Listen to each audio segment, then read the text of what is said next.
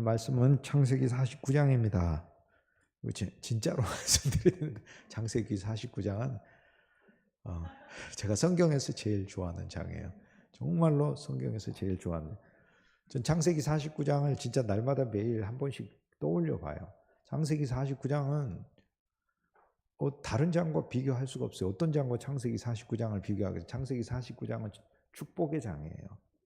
처음부터 끝까지 축복의 장이고, 야곱이라는 한 사람은 아브라함과 이삭의 합이잖아요. 아브라함과 이삭과 야곱은 한 인물이잖아요. 한 인물. 이 3대가 야곱에게서 정점을 이루고 야곱이 눈을 감는 거거든요.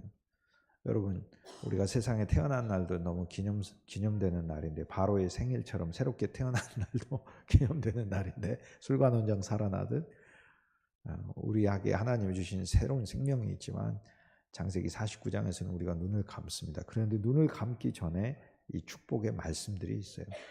이 49장은 그래서 우리 성도들의 삶에 가장 중요한 것이다, 이렇게 생각해요.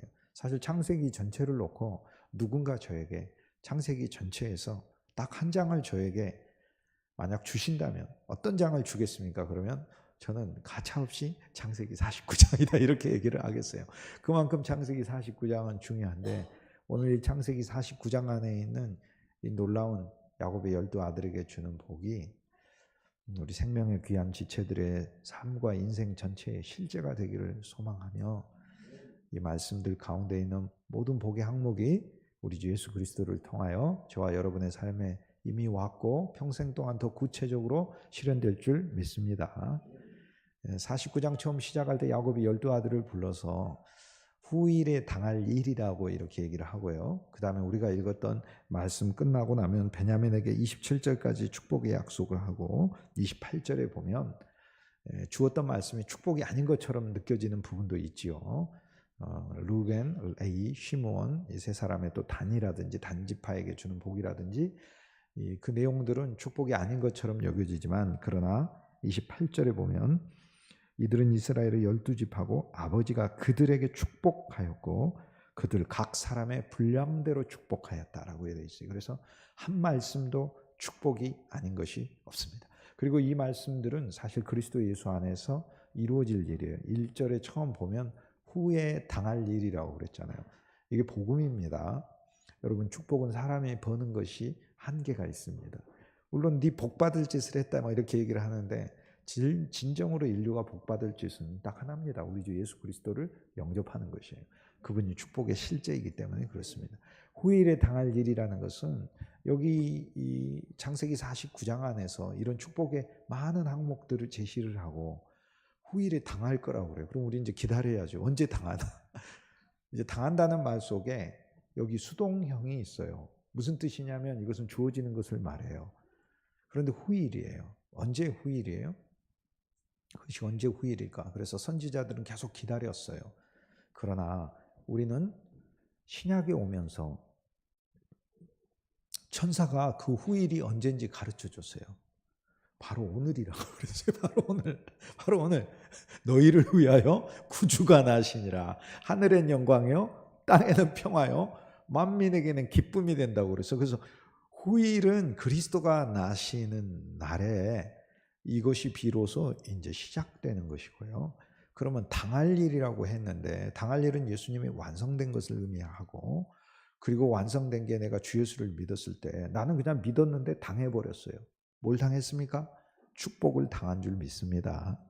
저주를 당한 게 아니라 축복을 당했다니까요. 그래서 축복을 막 달라고 이렇게 애쓰고 이렇게 하는 게 끝났어요. 그리스도인에게는.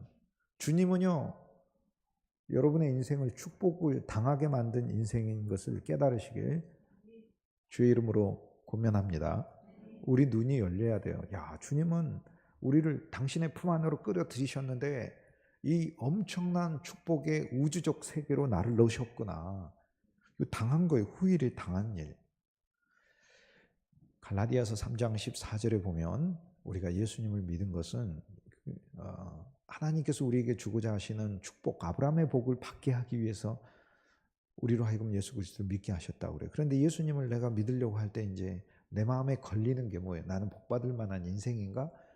이렇게 생각하잖아요. 근데 자기 스스로 점검해 봐야 계산이 얼마 안 나오니까 어떤 기준점이 있어야 계산을 할 거 아니고, 무엇이 예를 들어 이것이 짧다 길다 그럴 때 우리는 수치를 정확히 이야기하잖아요. 예를 들어 거리가 짧다 그러면 몇 킬로인데, 거리가 길다 그러면 몇 킬로인데, 수치를 가지고 이야기해서 서로 논의를 하는 거잖아요. 그래서 스스로 나는 축복을 받기에 부적합해, 나는 축복을 받기에 합당해, 그런 자기가 생각하는 건 하나님은 절대 받지를 않으셔요. 그래서 하나님은 명백하게 사람이 축복을 받을 만한가를 기준을 딱 주신 게 그게 율법이에요. 그래서 그 율법을 기준으로 사람을 봤더니 온 우주에 단 한 명도 축복을 받을 만한 인생이 없어요. 그래서 문제는, 근데 하나님이 이 율법을 기준으로 삼으셨어요. 기준으로 삼아서 이 율법을 통과하지 않고서 어느 누구도 하나님 앞에 축복의 인생이 될 수가 없어요.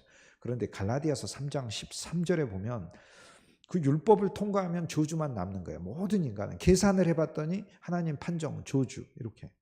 검색대를 통과할 때 금속이 있으면 비입 하고 소리가 걸리는 것처럼 율법의 검색대를 통과하면 모든 사람은 저주, 이렇게 되는 거예요. 축복으로 올 수가 없어. 그 저주 결과가 저주 계속 남는. 그런데 갈라디아서 3장 13절에 그리스도 예수께서 저주가 되사 십자가에 못 박히셨대. 그래서 예수님이 저주가 돼버리셨어요, 우리 저주. 그런데 예수님 그대로 있는 게 아니라 십자가에 못 박히셔서 저주가 십자가에 못 박히시고 저주가 끝나버리고 저주가 종결된 게 그게 십자가인 거예요. 그러니까 그가 채찍에 맞음으로 우리는 더 채찍에 맞은 게 아니고 그가 채찍에 맞음으로 우리는 나음을 입은 줄 믿습니다. 그가 징계와 수치와 모든 모독과 모든 불행을 담당하심으로, 그가 저주를 담당하심으로 오늘 우리들에게는 축복이 있는 줄 믿습니다. 그러므로 그리스도를 통과하여 저주의 검색대를 우리가 지나치게 만드신 거예요. 그래서 오늘 우리들에게는 아브라함의 복을 받게 만드셨다. 그런데 바로 그 앞절에 그리스도께서 아브라함의 복을 받지 못하게 하는 모든 율법의 저주를 주님이 치우셨다. 율법의 저주만 치운 게 아니라 율법의 저주가 있고, 율법이 저주하는 게 있고, 율법의 저주의 결과에 따라 하나님이 정죄하시는 게 있어요. 하나님이 이제 율법이 계산한 계산서를 가지고 얘기하잖아. 너 진짜 심각한 애구나. 이렇게 하나님이 계산서를 가지고 안 되겠다, 너는 영원히 구제불능이야, 이렇게 선언해버린 걸 정죄라고 그래요. 그런데 율법의 저주도 치우고, 저주를 치웠으니 하나님이 어떻게 하시겠어요? 영원한 정죄를 하실 수 없는 거예요. 그래서 로마서 8장 1절에 뭐라고 얘기해요? 누구든지 그리스도 예수 안에 있는 자에게는 결코 정죄함이 없다고 얘기를 하잖아요. 그리스도로부터 피할 수도 없고 도망갈 수도 없는 운명임을 우리는 이미 발견했지 않습니까? 그래서 스스로 자신을 정죄하지 마시고 주의 의의를 더 누리시고 주의 기쁨을 더 누리셔서 구원받고 용서받은 데나리온과 달란트가 여러분 안에 풍성히 벌어지게, 그래서 많은 사람들에게 용서와 은혜와 사랑의 달란트를 나눠줄 수 있는 공급자가 되길 주님의 이름으로 축복합니다. 그리스도 예수는 그래서 율법도 치우시고 율법의 저주도 치우시고, 그리고 나중에는 그리스도 예수 안에서 검색대도 치워버리시고, 율법의 검색대를 지나면 전부 다 소리나서 되니까 주님께서 애당초 그의 피로 깨끗하게 하신 건데 율법의 검색대가 왜 필요해요? 필요하지가 않지. 그래서 주님은 패스트 트랙이라고 해가지고 하나님 앞으로 바로 데려가는 거예요. 데려갔는데 아브라함의 복을 받게 하기 위해서 주님께서는 우리를 구속하셨다라고 얘기해요. 사실 그리스도로부터 우리는 이 풍성한 복을 받아야 하는 운명이고 주님께서 정하신 길이에요. 우리는 주님께서 정하신 길이 십자가의 길이 있고, 그리고 그것을 통해 부활로 나와야 되는 길이 있고, 공급하는 길이 있고, 사역하는 운명이 있다는 것을 배웠어요. 그런데 그것만 있는 게 아니에요. 여러분, 우리가 창세기 44장에 은잔의 운명이 있지만 창세기 49장에 후일에 당할 일, 그리스도 예수 안에서 당할 일, 그리스도 예수 안에서 축복당할 일이 최종인 줄 믿으시길 주님의 이름으로 소망합니다. 그리고 마지막은 뭐냐면은 야곱이 요셉의 품 안에서 눈을 감듯이 우리는 그리스도의 품 안에서 눈을 감는 거예요. 그래서 사실 그 이유는 창세기로 하자면 하나님이 새롭게 창조하신 믿음의 인생의 이야기로 하자면 없어요. 그냥 축복이 사실상 최종 마지막이다, 이렇게 얘기할 수 있는 거예요. 주님의 일에 은잔이 집어넣어져서 주의 일에 대해서 운명적으로 주님의 몸을 섬기고 일생 동안 그리스도께 쓰임받는 사람이 되어야 되겠다는 걸 우리가 발견했는데, 거기서 어리석게 그 생각에서만 그치는 게 아니라 이 길은 그리스도 예수를 더 분명히 아는 길이고 주님을 이제는 그분이 그분 자신을 온전히 계시하시는 그 과정인 거고 그것을 통해 주님을 내가 더 알고 사랑을 아는데 최종 결과는 나와 내 자손과 내 인생 전체를 통해 하나님이 우주적으로 축복하시는 거구나라는 거예요. 이게 여러분 저와 여러분이 이 놀라운 축복의 길에 서 있음을 확신하시길 주님의 이름으로 소망합니다.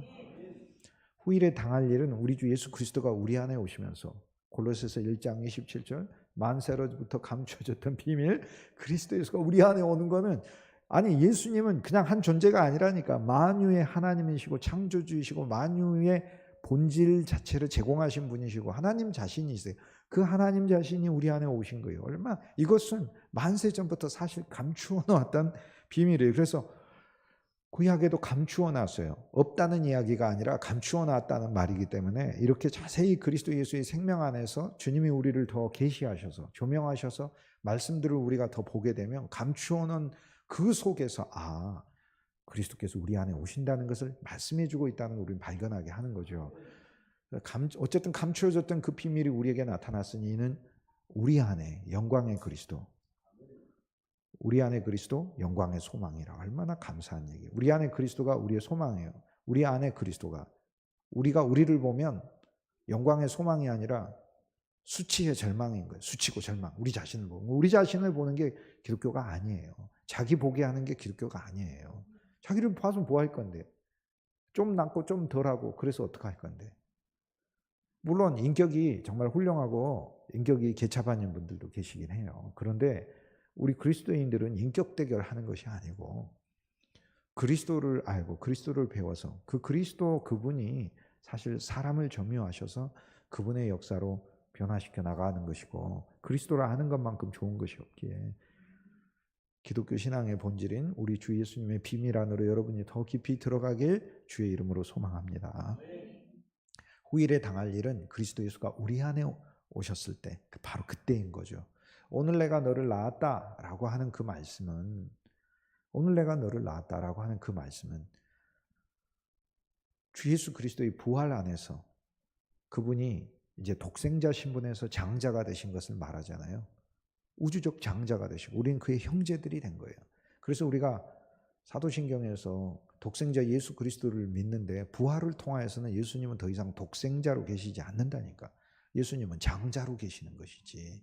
우리는 그의 형제들이고 이 세상에 오시기 전엔 독생자였죠. 이 세상에 오시기 전에 그리스도 예수의 구속과 구원과 영원한 생명을 받기 전에 대체 누가 하나님의 형제라면 하나님의 자녀들이고 누가 하나님의 형제들이냐. 하나님이 당신의 백성들을 자녀라고 미리 이스라엘 백성들을 불러주신 것은 홍해에서 이 백성들을 건너게 하셔서 구출하신 건데 그것도 먼 훗날에 예수님의 구원을 통하여 받을 백성들의 그 그리스도의 공로를 미리 적용시킨 것이에요. 이 백성들에게 그리스도의 공로를 미리 적용시켜서 시간을 앞을 뒤로 해를 앞으로 뒤로 자유롭게 왔다 갔다 하시는 분이 하나님이시므로 이스라엘 백성들에게 미래에 그리스도께서 죽으실 것이지만 하나님께서는 그리스도의 이 죽음을 우주적 구속의 죽음으로 삼으시기 때문에 우주적 구속의 죽음이 이스라엘 백성보다 미래에 있지만 미래에 있는 그리스도의 죽음을 미리 당겨서 이스라엘 백성들을 하나님의 백성이라고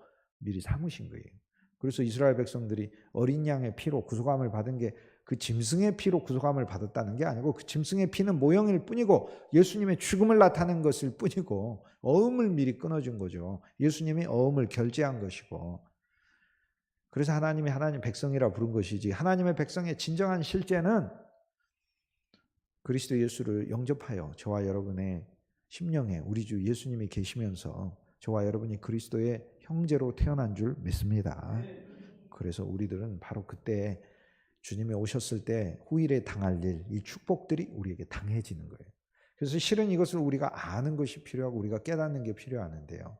그건 왜 그렇습니까? 사실 우리들이 갖고 있으면서 모르는 기능들이 너무나 많은 그런 삶과 똑같아요. 우리들이 갖고 있으면서 우리는 까먹고 있고 사용할 수 있으면서 까먹고 있고 저는 산 것을 또 산 적이 너무나 많습니다. 안 샀다고 생각을 하고 책도 또 샀어요. 나중에 보니까 그거 샀더라고요. 그래서 또 선물하고 그렇습니다. 물건도 그래요. 물건도 뭐 하나 사놓고는 또 삽니다. 안 샀다고 생각하고 그렇습니다.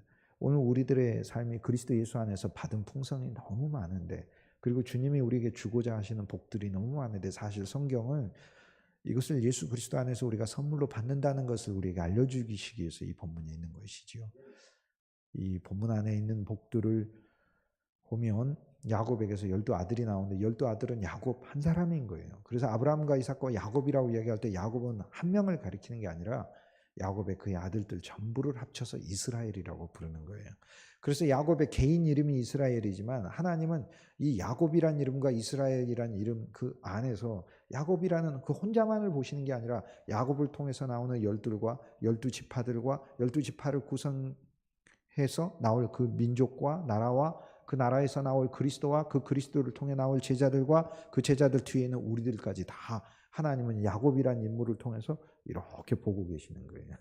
그리고 이 야곱이 자기 자손들에게 주는 이 말씀을 통해서 하나님께서는 믿음의 사람의 모든 공과를 다 통과한 야곱이 깨달은 게 있어요. 하나님이 내 인생을 이렇게 험악한 세월을 살게 하신 것은 바로 내 후손들에게 하나님의 이 복을 주시기 위함이구나라는 것을 한 것이죠. 그리스도 예수가 그 많은 고난과 십자가의 길과 부활과 승천의 길까지, 고난에서 영광까지 이 땅에 오셔서 굴욕과 자기 비움과 배고프심과 또 그분의 사역의 모든 그 과정 속에서 일어난 일들, 그리고 하나님 나라에 올라가셔서 영광을 받으시기까지 그 모든 길들은 주님께서 우리에게 당신의 공로를 수여하시기 위한 길이죠. 당신이 공로를 만드시고 우리한테 선물하시기 위한 거예요. 마찬가지로 야곱이 12아들들을 불러놓고 내리는 이 축복은 그의 후손들에게 야곱이 하나님께 간구하고 기도하는 것인데, 이것은 믿음 안에서 우리 주 예수 그리스도 안에서 오늘 우리에게 임한 일인 줄 믿습니다. 루벤에게 주는 복은, 루벤에게 이렇게 얘기했어요. 루벤아, 넌 내 장자다, 이렇게 했어요.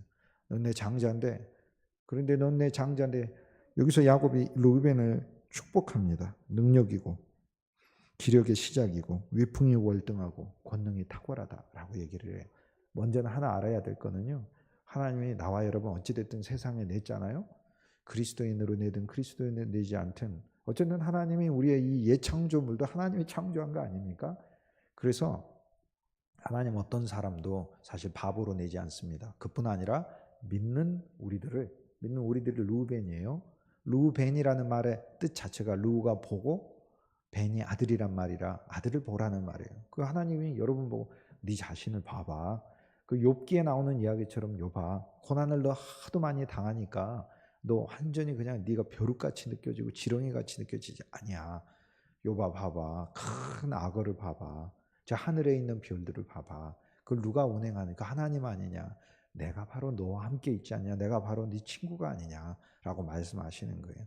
사실 우리 세상 사람들도 똑똑하고 잘나고 그런 거 많은데, 우리 그리스도인들도 하나님이 세상에 보낼 때 나와 여러분과 여러분의 자녀들을 그냥 보내지 않으셔요. 여기 루벤처럼 축복해서 보내셔요. 하나님의 이 땅에서의 장자고 능력이고 하나님의 기력의 시작으로 보내셔요. 그리고 위풍이 월등하고 권능이 탁월하도록 하나님은 해서 보내셔요. 그래서 믿음의 사람들은 어찌됐든 주님 아래서 하나 알아야 될 게 있어요. 하나 알아야 될 것은 이 땅을 살면서 하나님이 내가 이 땅 안에서 주님이 나에게 재능을 주셨다는 사실을 알아야 되고, 하나님께서 이 땅 안에서 내가 살아갈 수 있는 충분한 어떤 지혜도 주셨다는 사실을 알고 확신 있게 이 땅을 사는 것이 필요해요. 그게 그리스도인 젊은이들에게 필요한 것이지요. 그런데 여기에서 축복이 야 너는 잘난 사람이야 라고 얘기를 한다면 세상에서 야 자신감을 가져 라는 말과 뭐가 다르겠어요? 유사한 얘기 같지 않습니까? 그런데 이어지는 복에 보면 물의 끓음 같음을 아는 것이 이것이 복이에요. 그래서 야곱은 루벤의 복을 우리에게 주는데, 루벤의 복은 우리가 물의 끓음, 즉 불안정하다는 거예요. 그 기포처럼 사라져버리는 그런 속성을 가지고 있다는 것을 가르쳐 주는 것이에요. 그런데 이것이 축복이에요. 그리고 루벤에게는 뭐라고 그냥 얘기하냐면 너는 탁월하지 못하여야 한다라고 축복해 줘요. 탁월하지 못하여야 돼요. 여러분, 우리가 세상에서는 탁월하라고 가르치지만 여러분, 우리의 일터와 직장과 우리의 인간관계 속에서 그리고 우리 교회에서도 우리 자신으로 탁월하면 안 돼요. 그게 주님이 우리에게 주신 축복이에요. 우리 자신으로 탁월하지 마시고 그리스도를 통해 탁월하시길 주님의 이름으로 소망합니다. 누군가 자기 자신의 타고난 능력으로 탁월하면요, 교만으로 남게 돼 있어요. 그러나 탁월한 능력이 물의 끓음 같다. 아, 요동치구나. 엎지르면 없어지는구나. 다 수포로 돌아가는구나. 날아가는구나. 이것을 알면 자기의 능력과 권능이 아무리 탁월해도 여기 하나님 탁월하게 하신 게 있어요. 그걸 의지하지 않는다는 말이에요. 그래서 장자권을 바꿉니다. 너는 너는 앞서지 못하리. 쉽게 얘기해서 네가 장자인데 장자가 아니야. 장자인데 장자가 아니야. 라고 얘기를 해요. 우린 분명히 장자인데 장자가 아닌 복을 받는 거예요. 장자로 태어났는데 장자가 아닌 복을 그리스도 안에서 어떻게 체험하느냐. 여러분이 사실 장자권을 잃어야 합니다. 우리들은 에서와 같아요. 그래서 우리는 장자권을 야곱한테 양도해야 돼요. 그게 성경이 가르쳐주는 길이에요. 우리는 우리 스스로 에서로서 장자권을 수행할 수가 없다니까. 우리 마음 자체가 장자권을 경홀히 여기는데, 장자권을 경홀히 여기는데 장자이면 뭐하냐고요. 그래서 실은 우리의 장자권을 우리가 지키지도 못하기 때문에 장자권을 야곱에게 양도해야 돼요. 근데 우리의 야곱은 예수 그리스도세요. 그리스도가 장자권을 가지고 계시고 그분이 우리를 그분의 형제로 새로 나게 하셔서 그분의 장자권에 우리를 참여시키는 거예요. 그래서 어떤 일에서든지 루벤은 타고난 천성이 장자의 역할을 하는 것을 가리키는 거예요. 그런데 타고난 습성대로 하나님의 일을 수행하는 게 아니고 타고난 습성대로 기질대로 사는 것이 아니라 하나님이 우리 안에 예수 그리스도를 주시고 그리스도 예수의 성품이 장자가 되게 하시고 예수님이 우리의 장자가 되게 하셔서 우리는 장자이신 그리스도 예수에게 배우는 자들이고 말하는 자들이고 기대는 자들이 되는 거예요. 교회 안에서 보면은 교회에서든 가정에서든 어디에서든 그 사람 독립적으로 장자처럼 행동하는 사람 굉장히 많아요. 루벤이에요. 멋있습니다. 권능도 탁월해요. 네. 근데 물의 끓음 같아요. 진짜 끓어요. 물 같다니까. 물의 끓음 같다니까. 불안정합니다. 그런데 이것이 그리스도 안에서 주어진 복이에요. 어떤 복이에요? 예수님이 우리 인생을 점령하셨어요. 점령하시고 뭐라고 얘기하셔요? 타고난 네 성품으로 아담으로 살지 말고 내가 너의 생명이니 너는 나를 먹고 마시고 누려서 네 안에서 자라나는 예수 그리스도 내가 주는 성품으로 살으라라고 말씀하고 있는 거예요. 그래서 이것은 그리스도 예수 안에서 우리가 진짜 자라나면 이게 체험됩니다. 타고난 것은 감정이 있고 타고난 건 갈등이 있고 타고난 건 미움이 있고 타고난 것은 절망이 있고 집착이 있고 막 그러잖아요. 그런데 그리스도 예수를 우리가 더 먹고 마시면 주님이 우리 마음 안에서 우리를 권면하시고 생명을 주시고 기쁨을 주시고 평강을 주시고 확신도 주시고 믿음도 주시고 소망도 주시고 격려도 하시고 위로도 하시고 가르쳐 주시고 그러셔서 또 그뿐 아니라 우리를 통해 그분의 성품이 표현되게 하시고 이전과는 다른 내 모습들을 주님이 정말로 만들어 가시는 거예요. 그래서 혼자의 노력으로 자신을 고치는 게 아니라 주님께 진짜 인정해야 돼요. 그리고 타고난 장자의 모습으로 주의 일을 하거나 인간관계 속에서 내가 심지어 가정 안에서도 루벤으로서 타고난 장자로서 아무리 탁월한 기질이 있다 하더라도 그 기질대로 그리스도께 쓰임이 아니라는 것. 주님이 우리에게 주시는 복이 있어요. 너 탁월하면 안 돼. 그럼 누가 탁월해야 돼? 그리스도가 탁월해야지. 우리 안에. 이게 복인 거예요, 이게. 그래서 타고난 내가 탁월해버리면 그거 안 좋아요. 어떤 사람은 기질이 선천적으로 아주 나대기를 좋아하는 사람. 그 나대는 게 탁월해 버려서요. 나대는 건 탁월하면 안 되는 거예요. 주님이 나대는 것은 탁월하지 말아 있어요. 어떤 사람은 너무 점잖해요. 점잖해서 설쳐야 될 때도 점잖해 버려요. 나서야 될 때도 점잖해. 말을 해야 될 때도 점잖해. 행동해야 될 때도 점잖해. 그러면 사람은 점잖해야 됩니까? 나대야 됩니까? 그럼 그거를 자기가 판단해서 사는 게 아니다 그 말이에요. 그리스도 예수가 우리 안에 새로운 생명으로 새로운 성품을 주시는 것인데 주님을 누리고 주님을 배우다 보면 에베소서 4장 12절 13절 말씀 그리스도를 배우고 믿는 일에 모두가 한 사람이 된다고 하니까 그렇게 되면 그 한 사람이 돼서 장성가 뭔가를 잘 판단 못하지만 우리 안에 그리스도가 장성하면 어린아이도 자기가 판단하면서 하잖아요. 예를 들어 아이가 너무 어리면 엄마가 먹을 거를 다 이렇게 해서 넣어주는 거 아니에요. 그런데 아이가 다 컸는데 다 큰 청년 애한테 엄마가 해 하고 한 번은 먹여줄 수 있지. 한 번은. 하지만 계속해서 이렇게 하는 엄마가 어디 있냐고요. 그런데 어린아이가 이제 커가지고 엄마 보고 엄마 나 밥 줘 하고 그럼 우리 사랑스러운 아들 내가 줄게 한 번은 주지. 근데 그 다음에도 엄마 이 자식이 이렇게 되는 것이죠. 그리고 우리 안에 그리스도가 성장하면 사실상의 분별이 가능해요. 그런데 어떤 분별이 가능하냐면 타고난 내 장자로 일하는 게 아니라 내 안에 있는 새로운 생명이 장자이시니까, 예수 그리스도가 장자이시니까 그리스도를 입고 그리스도를 통해 일하는 사역이 나오고 생활하는 사역이 나온다. 삶이 나온다. 오늘 말씀이 그것입니다. 후일에 당할 일은 주 예수님을 통하여 여러분 우리가 이 복을 받았는데 어떤 복이에요? 주님이 저와 여러분을 덮은 줄 믿습니다. 나와 일에 하는 모든 삶의 영역에서 우린 그렇게 기도할 필요가 있어요. 주여, 주 예수여, 내가 탁월하지 않게 하소서. 주님이 나를 통해 탁월하게 하소서. 타고난 장자인 내가 장자권을 주님께 양보하오니 주님이 탁월하소서. 이게 우리가 하는 일이에요. 타고난 기질대로 사역할 때 주의해야 돼요. 근데 기질대로 하게 돼 있어요. 하지만 기질대로 할 때 주의해야 될 것은 언제나 타고난 장자의 기력은 물에 끓음이 있다는 것을 알아야 되고 아비의 침상에 올라가게 돼 있어요.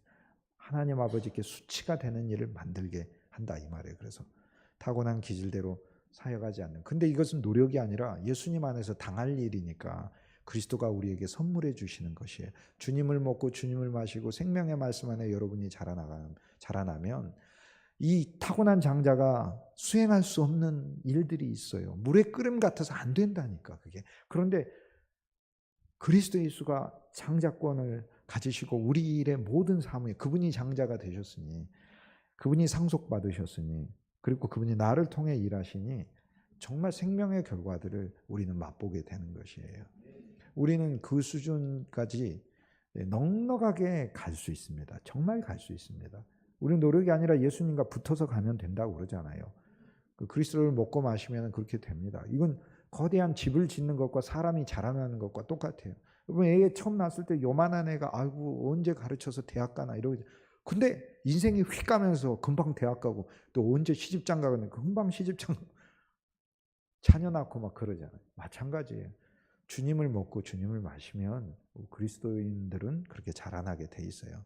다른 일에 집중하기보다 하나님의 귀한 생명의 말씀에 여러분이 훨씬 더 함께 모이고 그 말씀으로 지어지게, 한 사람 한 사람이 감정과 생각과 관념과 지식과 어떤 경험의 그리스도인으로만 살려고 하지 마. 그거 충분히 하셨지 않습니까? 뭐 10년 정도 믿은 그리스도인들도 있을 때 20년, 30년 믿은 그리스도인도 있을 거 아니에요? 그 정도면 충분히 한 거 아니에요?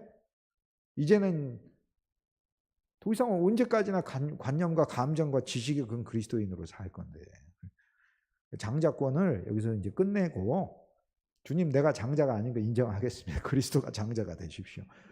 근데 그 복을 그리스도 안에서 우리가 이미 받은 거예요. 시몬과 레위의 복을 받아야 돼요. 시몬은 혈기고 레위는 분노예요.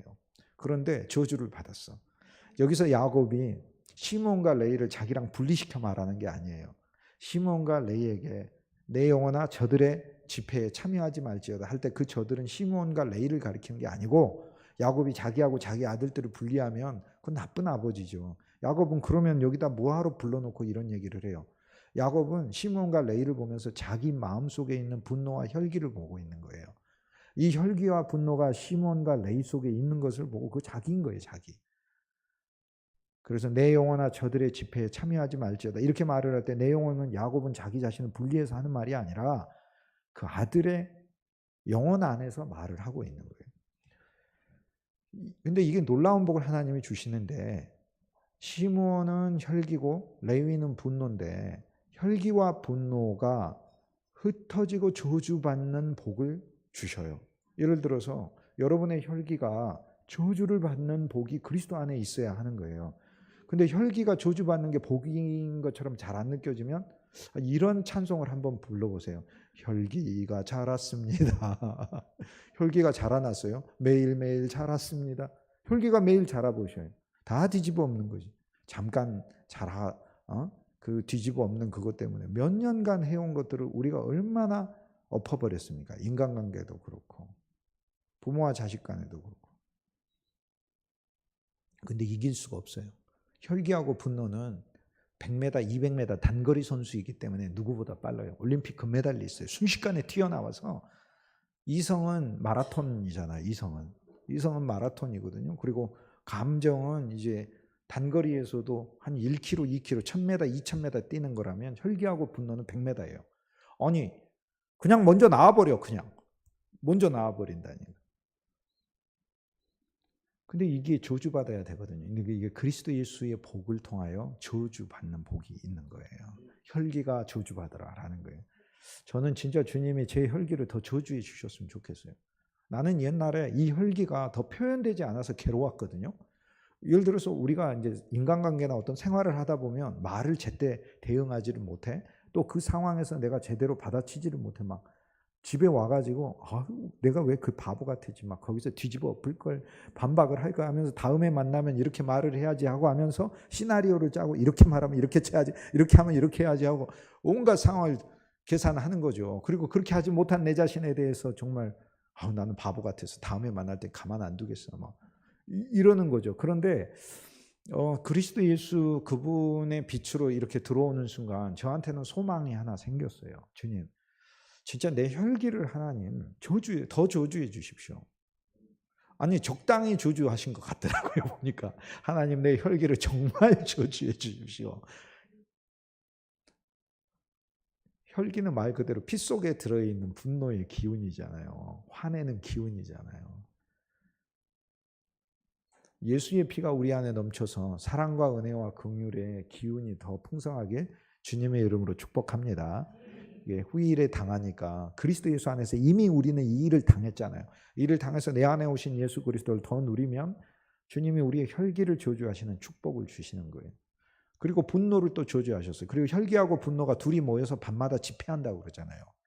우리는 2박 3일 집회를 했지만 혈기하고 분노는 날마다 집회하고 있어요.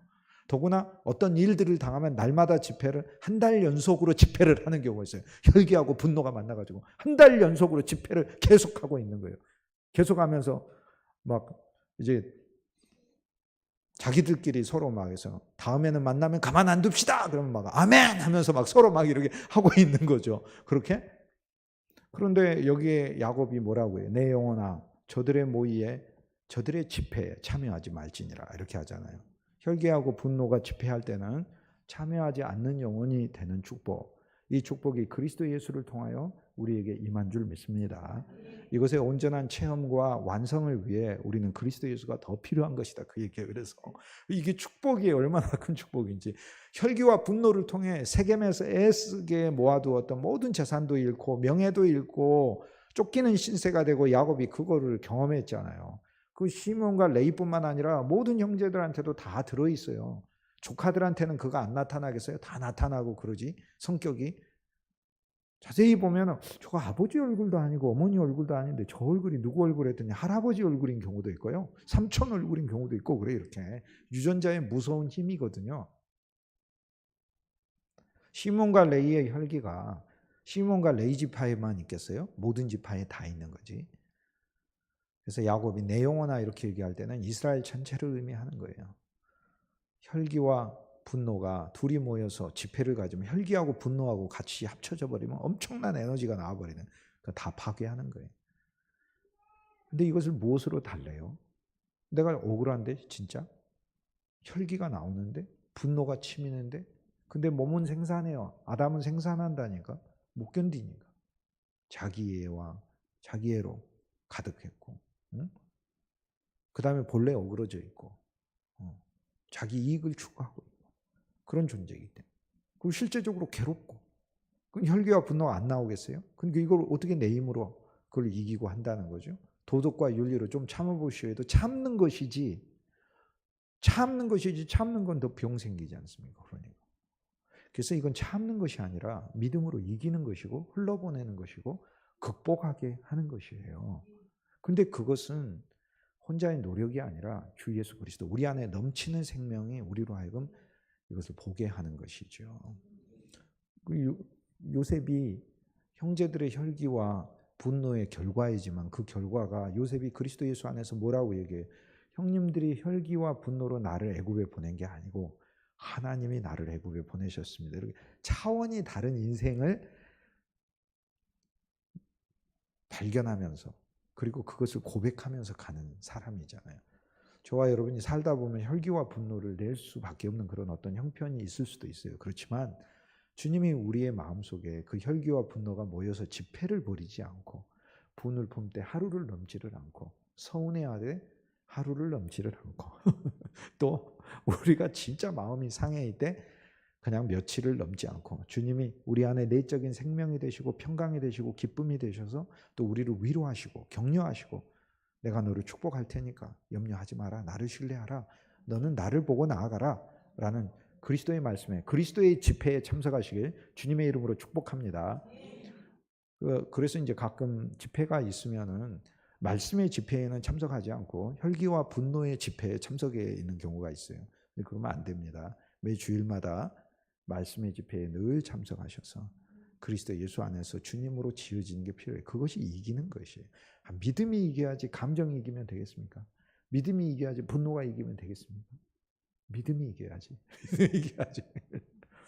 옛사람은 탁월하지 말라고 했으니 그 옛사람의 기질 안에서 어떤 것들도 우리가 주님을 더 믿어. 주님께서 이기게 하시는 게 우리가 필요하죠. 시몬과 레위의 복을 그리스도 예수 안에서 볼 수 있습니다. 그런데 앞에서 보면 아담이죠. 아담의 기질 아닙니까? 루벤, 그 다음에 시몬과 레위도 마찬가지로 아담에게서 나오는 특성들이죠. 성격 아니에요. 하지만 내가 억울한 일과 분한 일을 당했을 때 하나님이 원수 갚으셔요. 약속했기 때문에. 그러니까 진짜 나의 어떤 원수가 있다면 하나님 정말 갚으셔요. 그걸 우리는 정말로 믿을 필요가 있어요. 진짜 하나님이 믿는 자에게 서운하게 하고 힘들게 했던 일이 하나님 그냥 안 두셔요. 호되게 갚으셔요. 아니 진정으로 정말로 갚는 것은 그것이 예수 믿는 결과로 빚어지는 게 그게 하나님이 그 사람에게 갚아줄 수 있는 최고의 원수겠죠. 그 사람은 예수 믿지 않으면 자기 잘못을 어떻게 깨닫겠어요. 그 사람이 예수 믿어야 자기의 죄악을 진짜 깨닫는 거 아니에요. 내가 얼마나 가증한 인격에 부족한 사람인지 그건 예수 믿어야만 가능한 것이죠. 어설프게 믿는 사람은 더 믿기를 우리는 바랄 필요가 있어요. 그래서 진짜 주님 안으로 오기를 바랄 필요가 있는 것이지요. 시몬과 레위는 그 이름에서 시몬은 혈기인데 이 혈기는 시몬이라는 이름 자체가 기도라는 뜻이에요. 기도가 혈기를 다스리는 거예요. 그 레위라는 말은 연합했다는 주님과 하나 됐다는 뜻이잖아요. 하나 됐다. 그 분노는 무엇으로 다스리냐면 주님과 하나됨으로 다스리는 것을 하나님 말씀이 얘기를 해요. 그 다음엔 유다의 복을 주님이 우리에게 야곱의 입술을 통해서 선포하고 계셔요. 자, 이제는 우리 자신에게 주목하지 않고 우리 자신의 타고난 천성이라든지 우리 자신 존재라든지 혈기라든지 분노라든지 세상에서 나를 정말 괴롭히던 그 요소를 실은 주님이 처리하신다는 거예요. 그 복을 우리한테 주신다는 거예요. 그런데 그리스도인 생각이 거기 멈춰져 있으면 안 되고 우리가 유다의 복을 누려야 된다고 얘기를 하잖아요. 유다야 너는 형제들의 찬송이 될지라 라고 얘기를 하는 거예요. 근데 형제들이 우리를 찬송한다는 건 칭찬한다는 건데 아니 세상적으로 칭찬하는 건 그리스도인한테 자랑이 아니잖아요. 그리스도인은 어떤 사람을 칭찬합니까? 예를 들어서 여러분이 교회 생활을 하거나 다른 사람들을 만났을 때 세상적인 칭찬을 우리가 할 수는 있죠. 어우 참 큰 업적을 남기셨네. 이렇게 공부 열심히 했다. 또 참 비즈니스 잘하셨다. 참 똑똑하시다. 남들보다 특별한 재능이 있어. 이런 세상적 칭찬할 수 있지만 최고의 칭찬은 믿음의 칭찬이죠. 그리스도인의 칭찬이죠. 그리스도인으로서 칭찬받는 거죠. 유다에게 주는 복은 형제들에게 너는 존경받는 사람이 된다는 거예요. 존경받는 사람이 되기를 우리는 그걸 원하고 사는 것은 아니지만 그리스도를 누리다 보면 반드시 존경받고 존중받는 인생이 된다는 걸 하나님이 약속해 놨어요. 유다야 너는 형제의 찬송이 될지라. 그래서 혈기와 분노의 집회에 참여하는 게 우리 인생이 아니고 그리스도를 누려 형제의 찬송이 되는 것. 즉 형제가 나를 통해 하나님을 찬송할 수 있게 하는 것.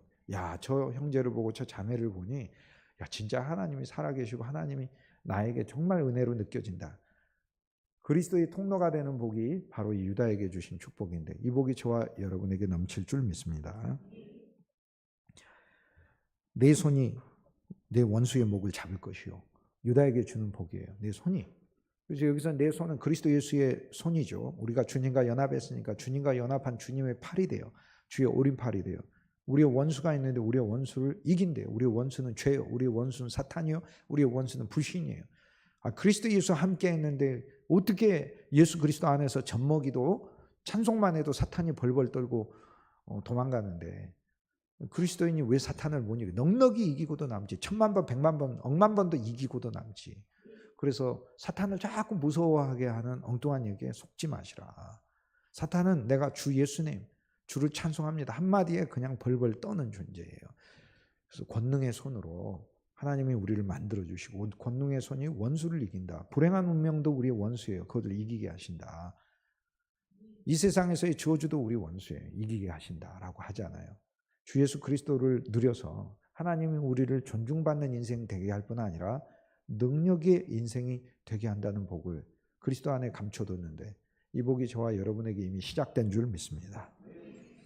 내 아버지의 아들들이 내 앞에 절하리로다. 성경에서 절은 그냥 이 군주로 떠올리는 것이 아니라 정말 경배하는 거죠. 어떤 절이에요? 사실 우리가 창세기 44장에 처음에 절이 나오지만 사랑하는 형제를 구출하기 위한 절이고 나중에는 요셉의 사랑에 감복하여 하는 절이에요.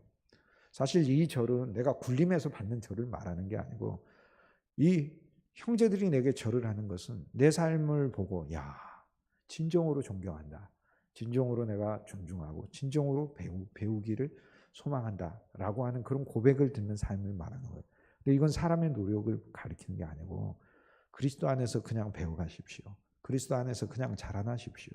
그리스도를 알아가고 그리스도를 믿는 길 위에 그냥 있어 보십시오.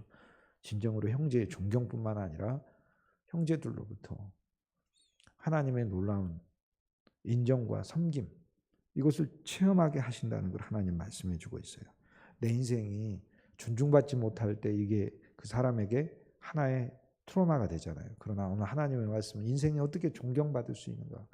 그 인정받지 못해서 인정받으려고 하는 그 욕구, 그건 아담 아래에서는 해결 안 된다는 거예요. 그리스도를 보고 그리스도를 누리다 보면 어느새 모르게 그냥 존중받는 인생이 되게, 그리고 더 이상 이제 사람의 존중을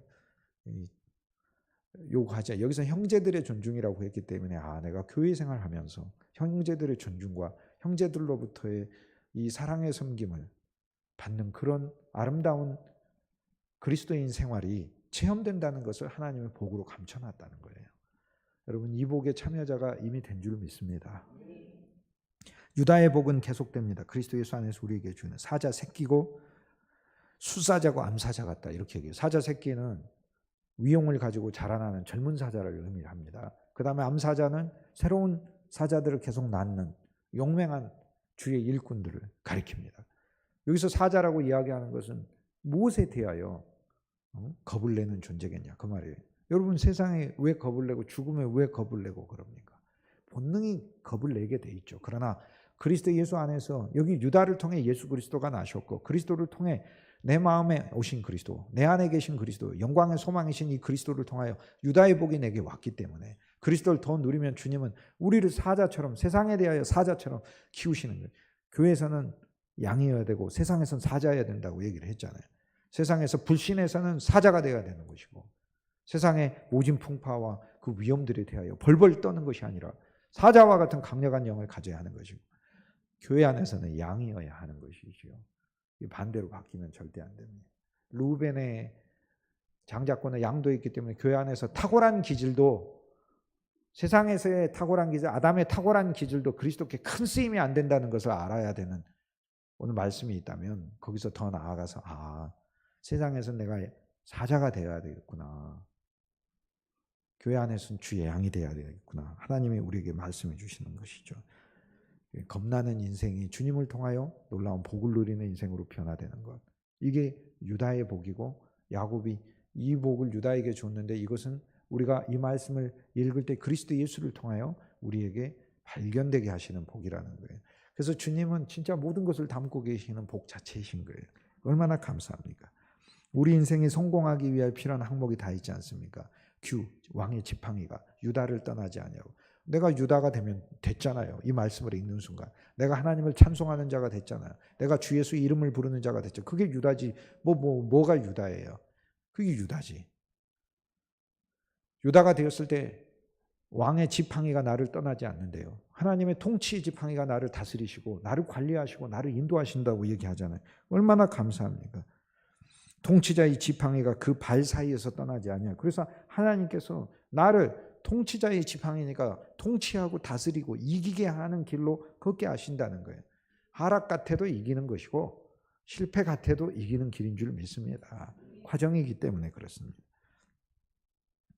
실로가 오시기까지 그렇게 인도하시겠다라고 얘기해요. 그에게 모든 백성이 복종하리로다. 자, 우리는 결국에 그리스도 예수를 만나 그리스도 예수를 경배하는 복을 받게 되는 거죠. 내가 주님을 예배할 수 있는 자가 된 것 자체가 축복인데 예배하는 자의 복이죠. 예배하는 복. 그런데 예수님의 여기 별명이 실로예요. 좀 어려운 말 같은데 샬롬이라는 말 인사로 주고받잖아요. 평화 아닙니까? 샬롬을 주는 사람을 실로라고 그래요. 이름이 비슷하잖아요. 실로, 샬롬. 그래서 샬롬을 주는 사람. 이 샬롬은 평강인데 이 평강은 마음의 평강만을 말하는 게 아니라 내 삶이 진짜 평안하기 위해서 필요한 모든 것을 주는 것을 평안이라고 부르는 거예요. 하나님이 내 삶이 평안하기 위해 모든 것을 주는 게 진짜 평안이죠.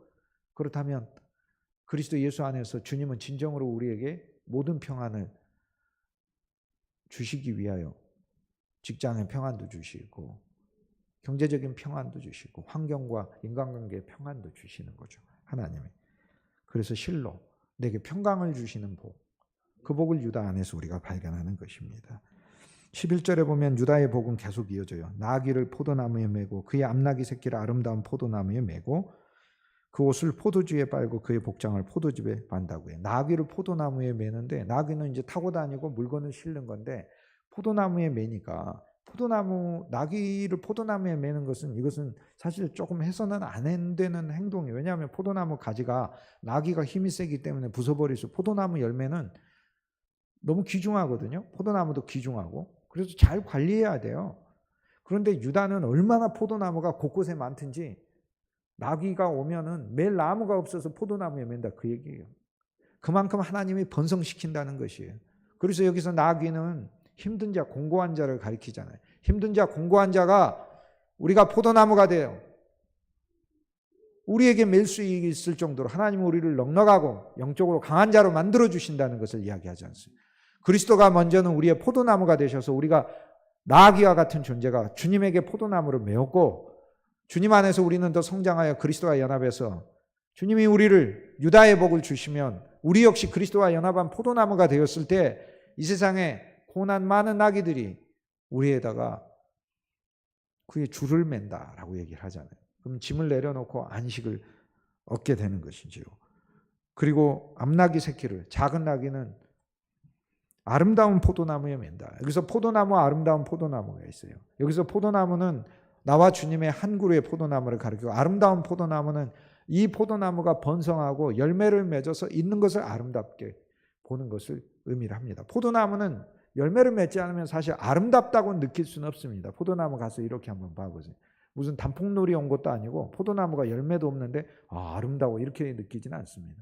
포도나무가 여기서 아름다운 포도나무란 열매를 맺은 나무이고 이 한 그루 포도나무가 길게 뻗어서 엄청난 열매를 막 내고 있을 때 이건 진짜 최상의 열매를 내는 포도나무인 거죠. 그래서 앞에 포도나무는 나와 그리스도 예수의 개인적인 연합이고 뒤에 아름다운 포도나무는 열매를 맺기 위해서 이 포도나무 가지가 더 자라고 더 확장된 것을 의미해요. 이 조그만 포도나무 하나에서 열매가 나는 게 아니잖아요. 계속 확장돼서 열매가 나지. 그래서 뒤에 아름다운 포도나무는 사실상 그리스도의 몸이에요. 하나님의 아름다운 교회입니다. 그래서 오늘 우리의 지친 인생의 나귀를 어디다 매야 되는 거예요. 그리스도와의 연합에 매야 되고 주님과 내가 포도나무가 된 연합의 신앙에 내 나귀를 매야 되는 거고 나의 인생이 나귀니까 그 다음에 나귀 새끼를 그리스도 안에서 새로운 사역을 하는 나의 나귀 새끼를 아름다운 포도나무가 서로 연합되어 열매를 맺고 있는 그리스도의 교회에 매야 된다. 이것이 하나님이 우리에게 주시는 복이다라는 말씀이에요. 그뿐 아니에요. 여기서 포도가 계속 나요. 포도 5번이 나와요.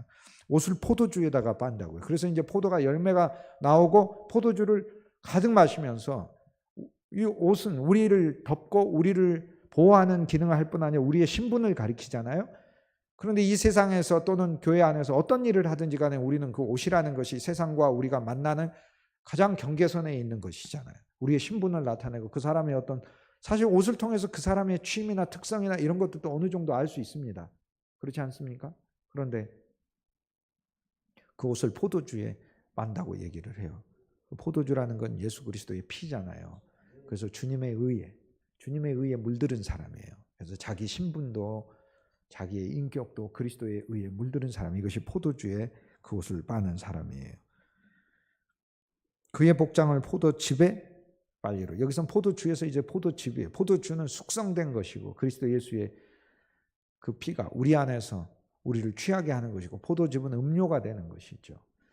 믿음의 사람들의 그 생명의 열매가 이렇게 짜져서 이렇게 헌건히 젖어 있는데 그것에 우리의 옷과 우리의 복장이 젖어 있다라는 것이에요. 우리의 일하는 복장, 우리의 아름다운 복장, 고급 복장 다 젖어 있다는 것을 이야기해요. 우리가 바깥에 나갔을 때 이것이 잘 이해가 안 되면 여러분이 고깃집에 갔을 때 이렇게 맛있는 고기 먹고 나오면 옷에 고기가 배어 있잖아요. 똑같은 것이에요.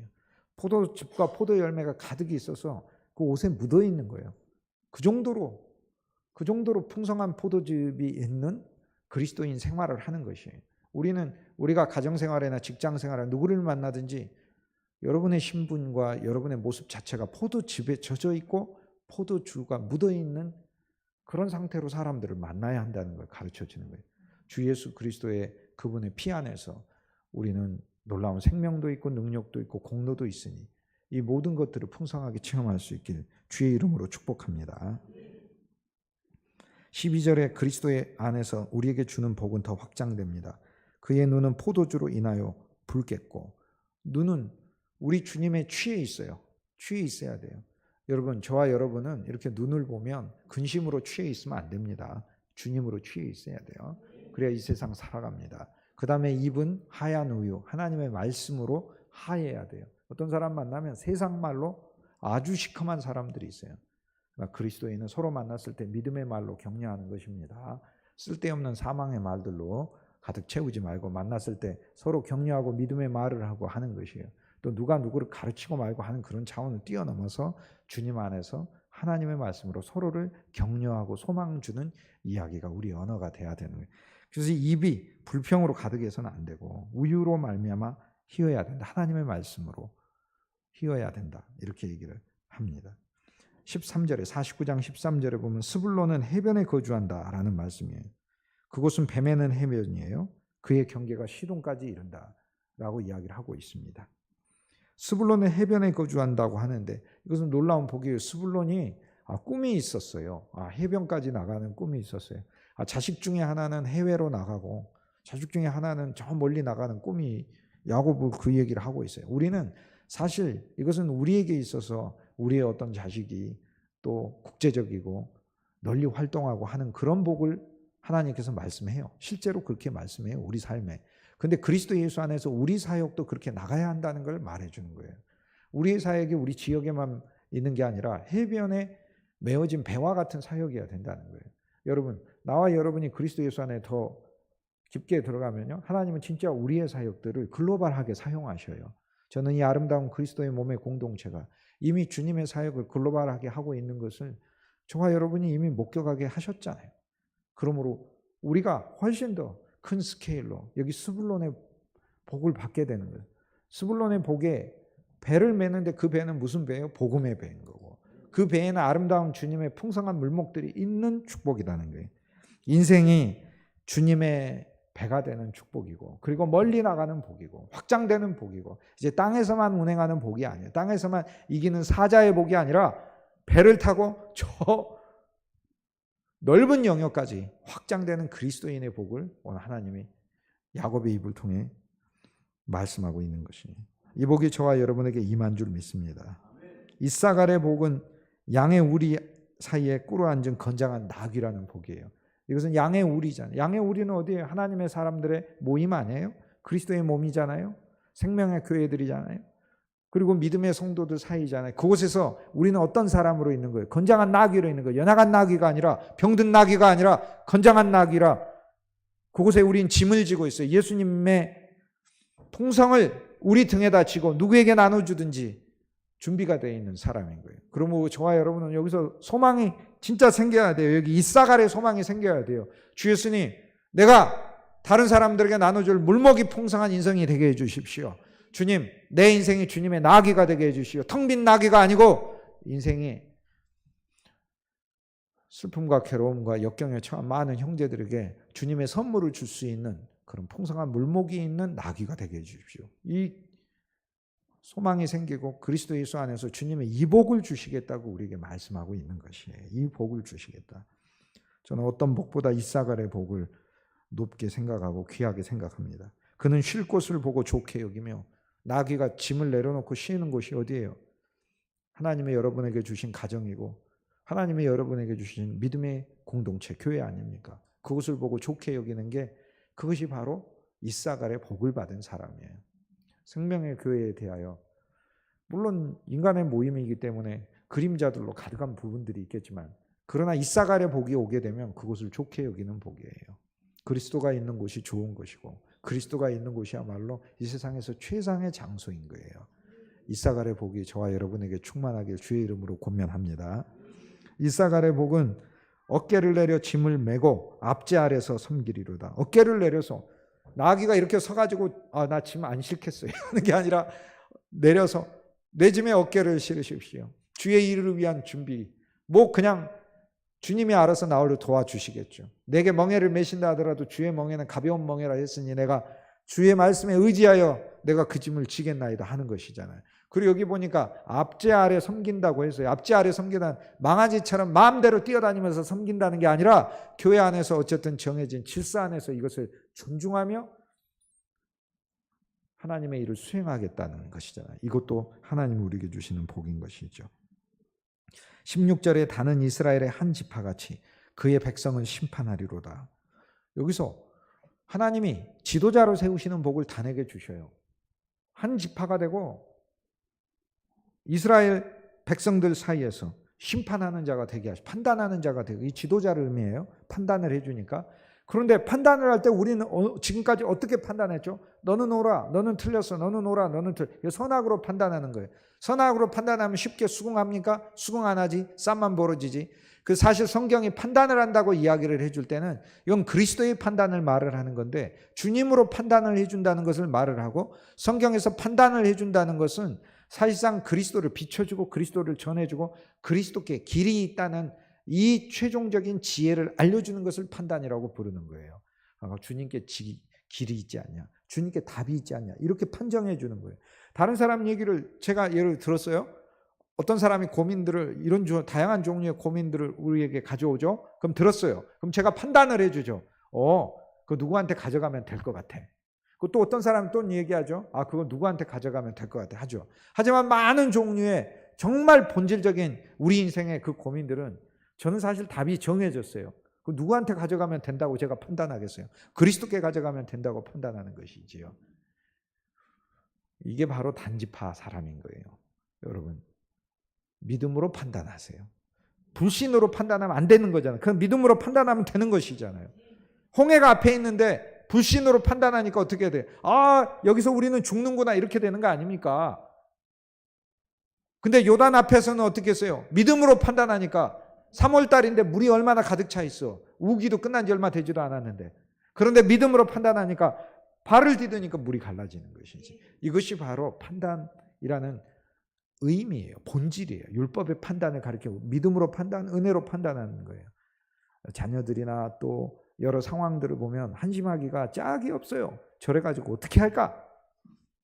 판단을 하죠. 그래서 가련하다.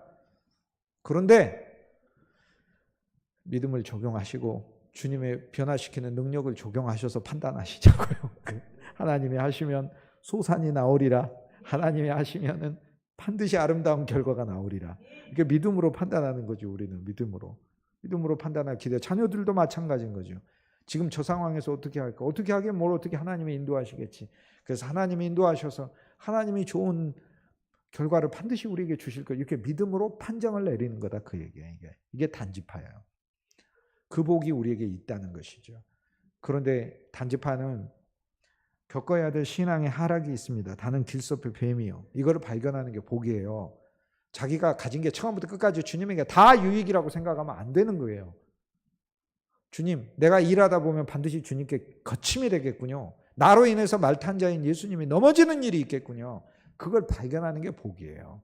그걸 발견하는 게 주의 일의 거침이 됐었어요. 저 역시. 그리고 앞으로 될 수도 있는 거죠. 그러나 복음이 있어요. 18절에 여호와여 나는 주의 구원을 기다리이다.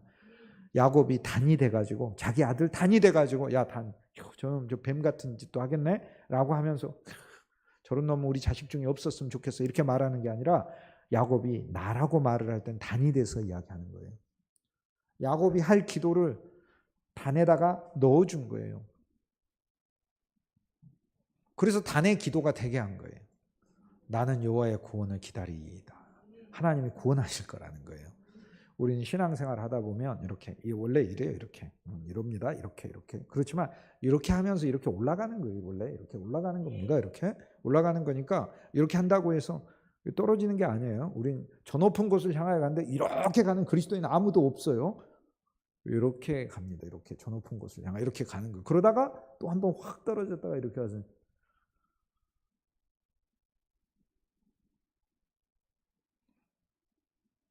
세상의 그래프는 알 수가 없죠. 어떻게 될지. 그러나 믿음의 그래프는 정해져 있어요. 하나님의 정하신 길이라.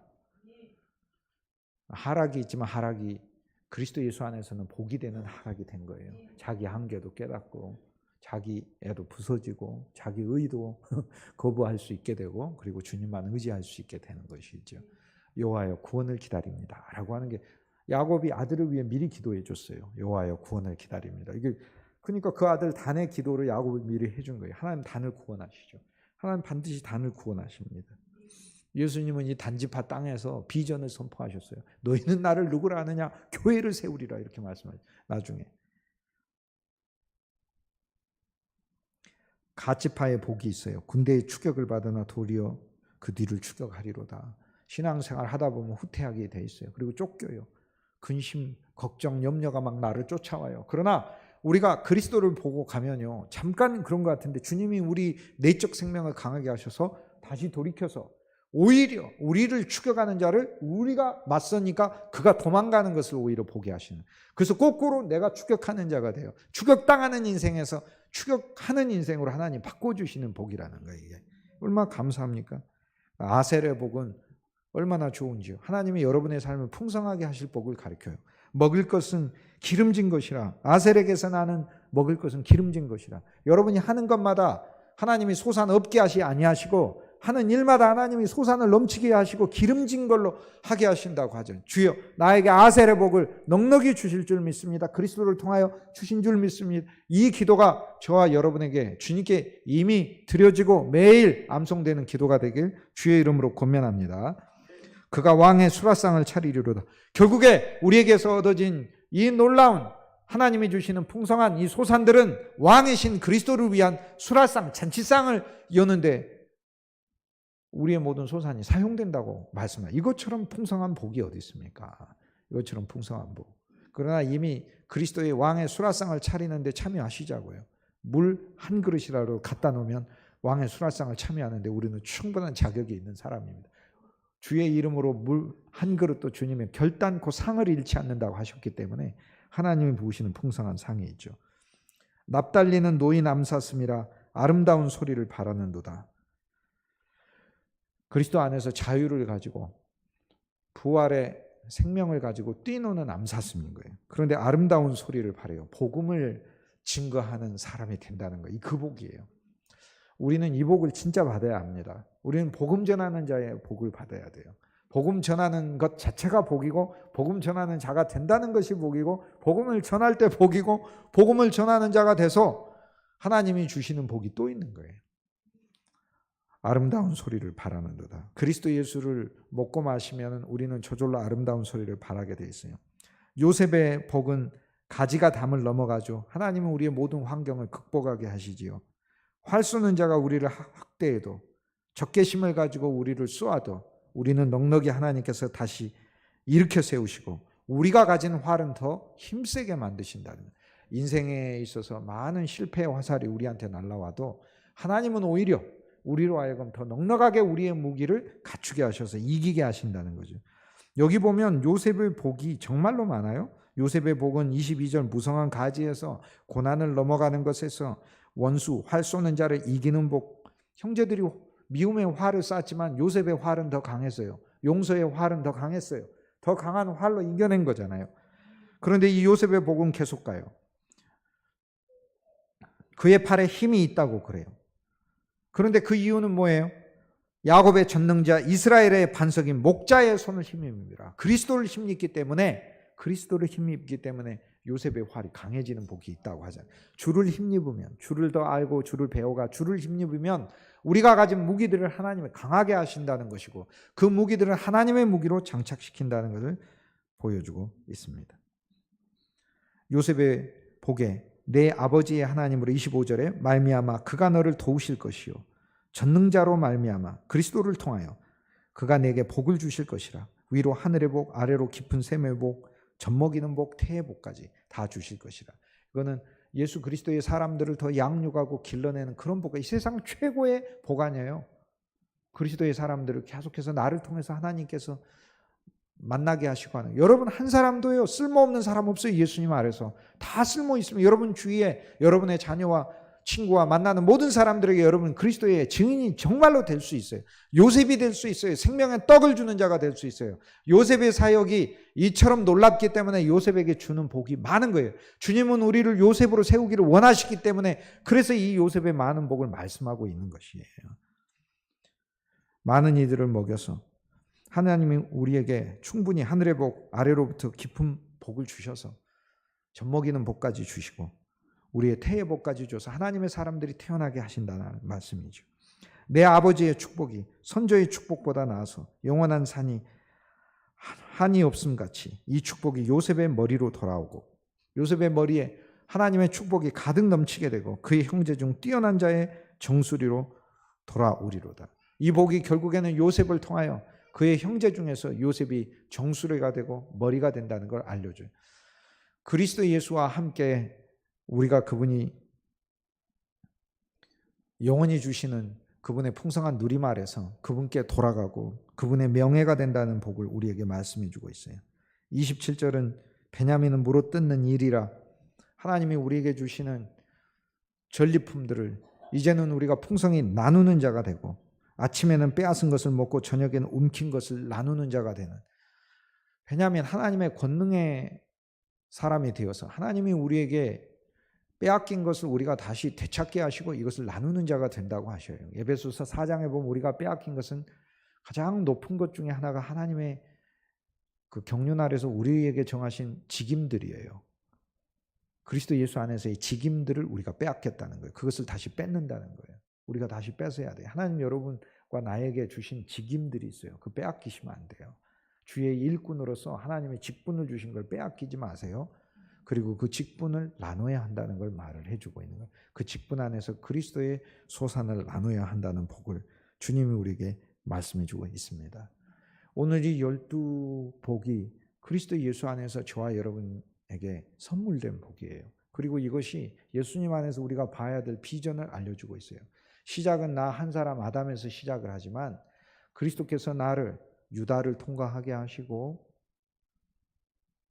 그리고 그의 형제들의 복을 통과하게 하시고 이사갈, 스불론, 갓, 아셀, 단, 납달리의 복을 통과하게 하시고 요셉과 베냐민의 복에 이르게 하셔서 하나님의 사역과 격려를 완성시키는 거예요.